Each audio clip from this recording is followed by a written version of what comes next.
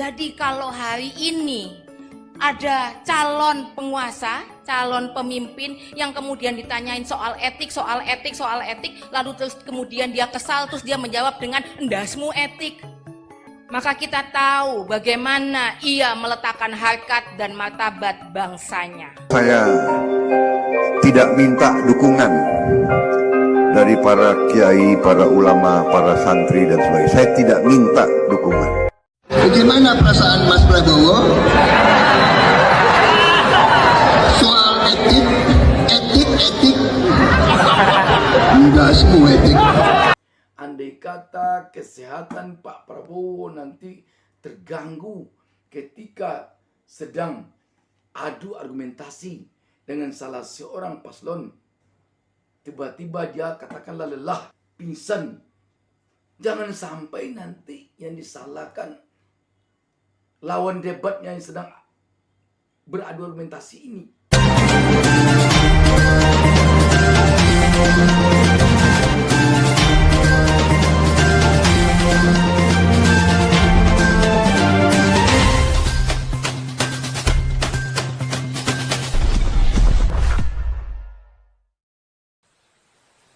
Jangan lupa subscribe. Jangan lupa subscribe. Dan Sang Holik telah mengamanahkan akhlak kepada kita manusia sebagai makhluk paripurnanya.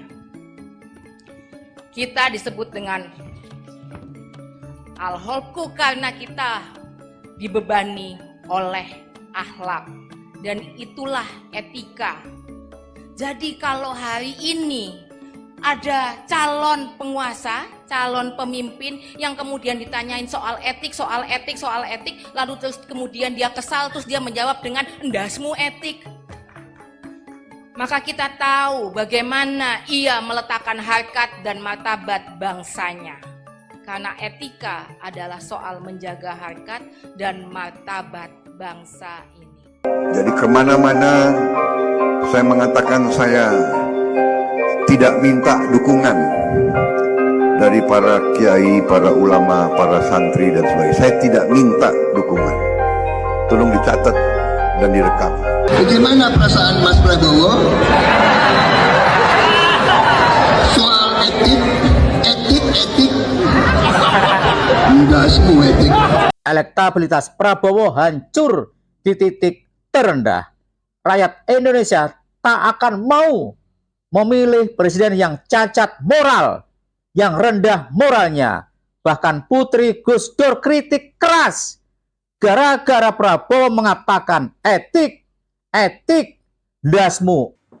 Assalamualaikum warahmatullahi wabarakatuh. Kembali kita berjumpa di channel YouTube Bustami Narda Official ini.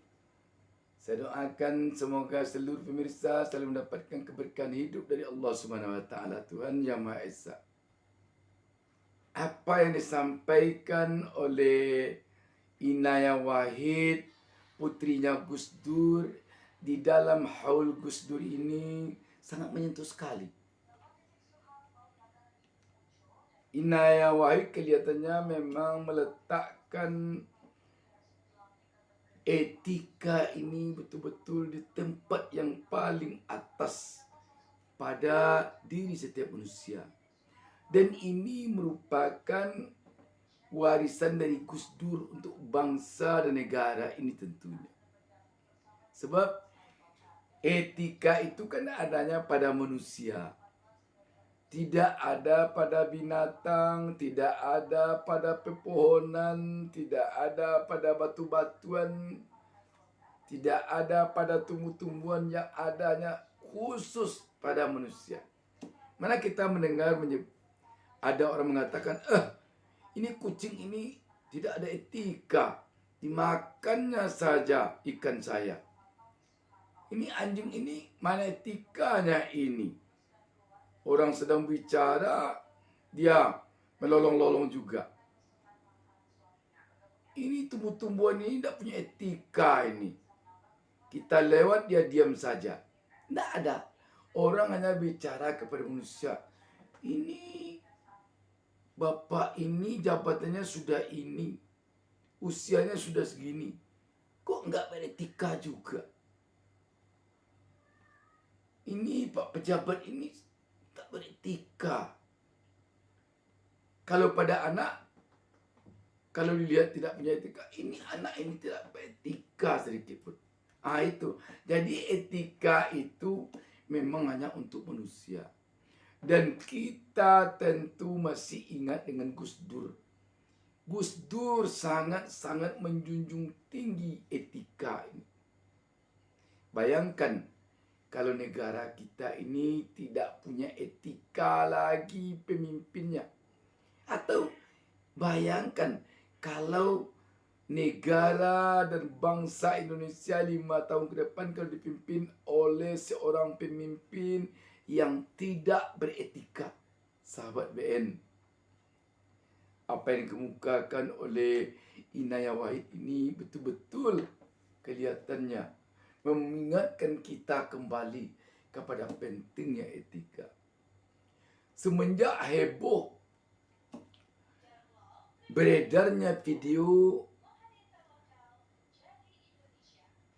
Capres Prabowo Subianto yang menyebut kata ndasmu,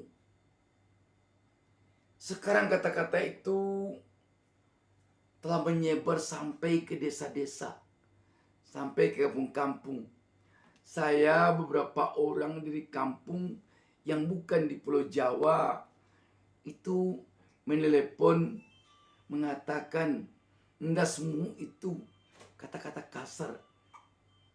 Padahal dia bukan orang Jawa. Dia tahu bahwa kata-kata itu tidak layak diucapkan seorang tokoh. Jadi terkenal sekali sekarang. Dan kalau menyebut ndasmu, orang dah tahu nih, terbayang orangnya. Terlintas di depannya Prabowo Subianto. Sahabat BN, dengan demikian kita tentu prihatin dengan apa yang terjadi kemarin ini.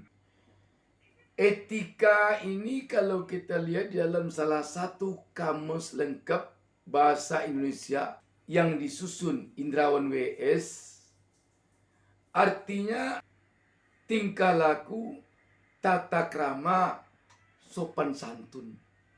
Jadi artinya betul-betul tinggi sekali. Bayangkan, tingkah laku, tata krama, sopan santun. Jadi kalau manusia yang tidak beretika, berarti dia tidak punya tata krama, tidak punya sopan santun, dan manusia yang tidak peduli dengan etika, berarti dia tidak punya tata krama, tidak punya sopan santun. Sungguh hina sekali sahabat BN. Kalau ada manusia yang tidak beretika, hina sekali.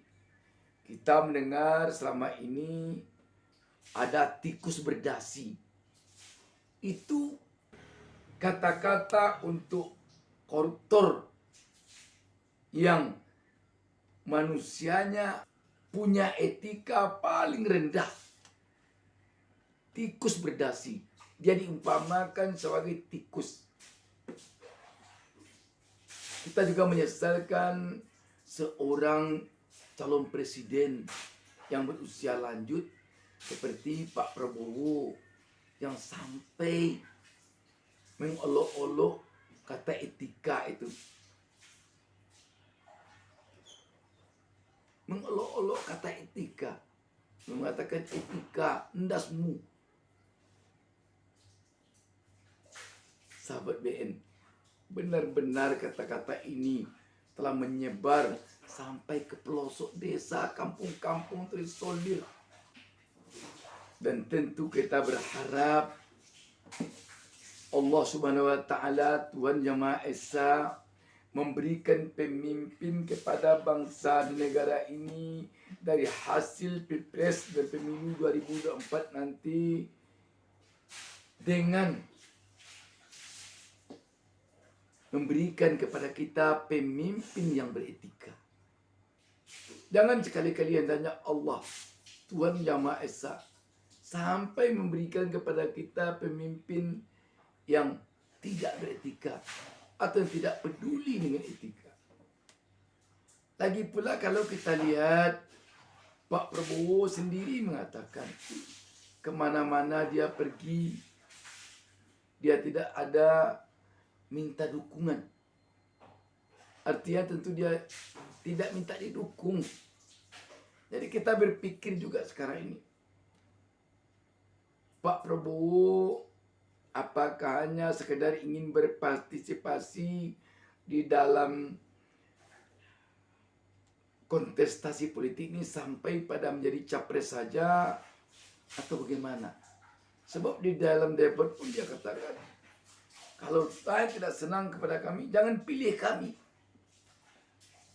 Jadi dia pun tidak berharap, atau setidaknya tidak begitu berharap dia kepada rakyat agar rakyat memilihnya, agar rakyat mempercayainya.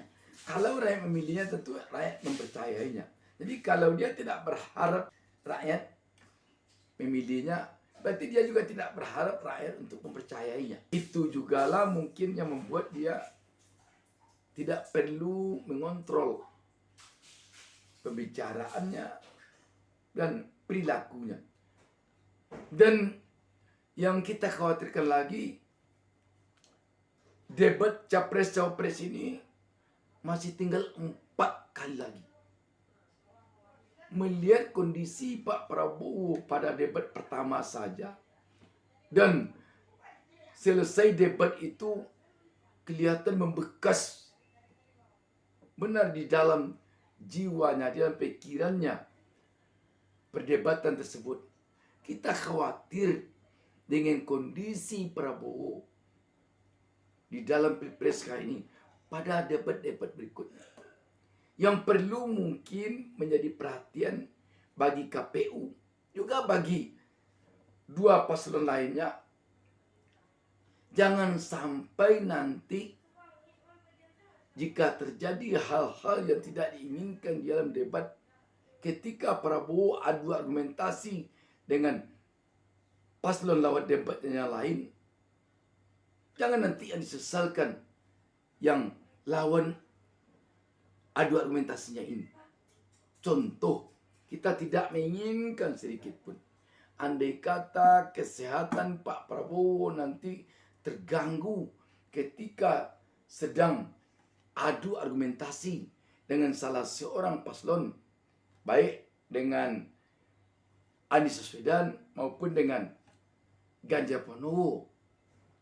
Tiba-tiba dia katakanlah lelah, terduduk dia, atau katakanlah dia pingsan di saat adu argumentasi itu.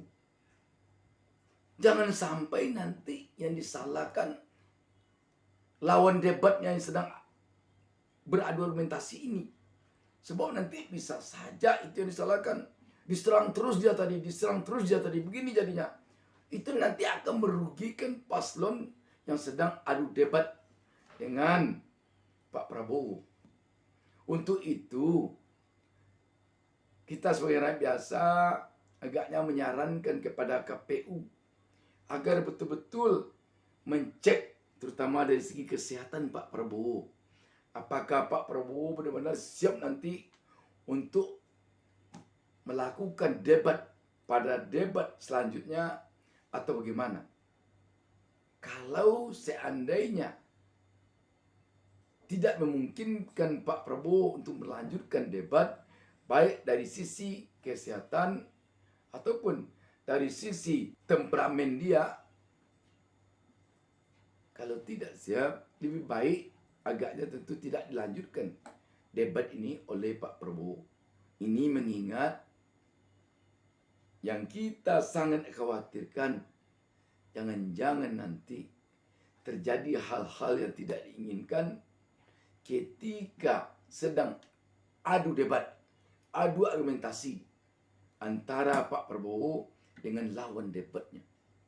Demikian, wassalamualaikum warahmatullahi wabarakatuh.